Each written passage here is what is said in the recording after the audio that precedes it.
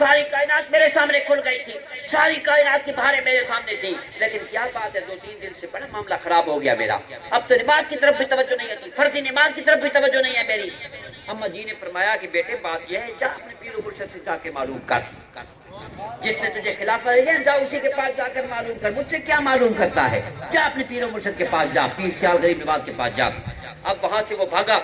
پیر سیال خواجہ محمد ثانی تشریف فرما تھے، عرض کی حضور میں آپ سے اللہ تعالیٰ نے کرم فرمایا تھا، آپ نے مجھے خلافت نصیب فرمائی تھی، اور پیر سیال کی خلافت تو بڑی جو مشکل سے ملتی ہے اور بڑی عظمت اور شان والی ہوتی ہے، بڑا کرم نوازی فرمائی تھی آپ نے میرے اوپر۔ سارا کائنات میرے سامنے روشن ہو گئی تھی، جہاں روشن ہو گیا تھا، عبادت کی طرف ذوق پیدا ہوتا تھا، الحمدللہ اللہ تعالیٰ کی بارگاہ کی بندگی میرے اوپر جو ہے کرم نوازی ہو گئی تھی، لیکن سارا ذوق خراب ہو گیا۔ ہاں جی، تو پیر سیال غریب نواز نے اس کے چہرے کی طرف دیکھا، فرمایا جا اپنی اما جی سے معلوم کر، میں تمہیں نہیں بتاؤں گا، تیری اما تجھے بتائے گی۔ ادھر پیر و مرشد کے اور اما جی کے رابطے ہیں، روحانی طور پر رابطے ہیں، جا کر یہ اما جی تمہیں بتائے گی، میں تمہیں نہیں بتا سکتا اس مسئلے کا حل۔ اما جی کے پاس پہنچا، نے کہا اما جی میرے پیر و مرشد نے انکار فرما دیا، جو کچھ بتانا ہے تو نے بتانا ہے، مہربانی کر کرم نوازی عطا فرما، مجھے زیادہ نہ ترسا، مجھے زیادہ نہ ترسا، کرم فرما۔ اما جی نے فرمایا بیٹا بات یہ ہے، جب سے تو پیدا ہوا تھا، میں تجھے ایک بات بتاتی ہوں، جب سے تو پیدا ہوا تھا کبھی زندگی بھر میں نے تجھے کوئی چیز بغیر وضو کی نہیں کھلائی تھی۔ جب تو نے یہ بات کی نا کہ تیرا کوئی حصہ نہیں، اس دن پھر بغیر وضو کے میں تیرا روٹی پکائی،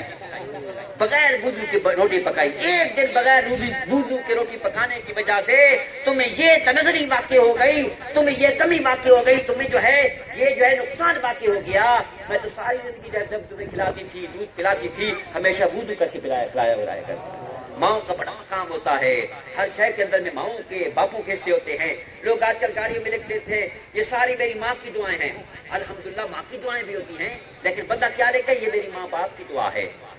ہاں جی، بات کو ساتھ رکھیں، بات کے بغیر کوئی کام نہیں بنتا۔ اللہ کے محبوب نے فرمایا من رضا الرب رضا الوالد،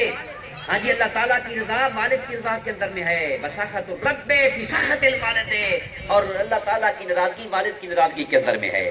ہاں والد کا بھی بڑا مقام، والدہ صاحبہ کی بھی بڑا مقام، دونوں ہستیوں کا بڑا مقام ہے، دونوں ہستیوں کی وجہ سے اللہ تبارک تعالیٰ نے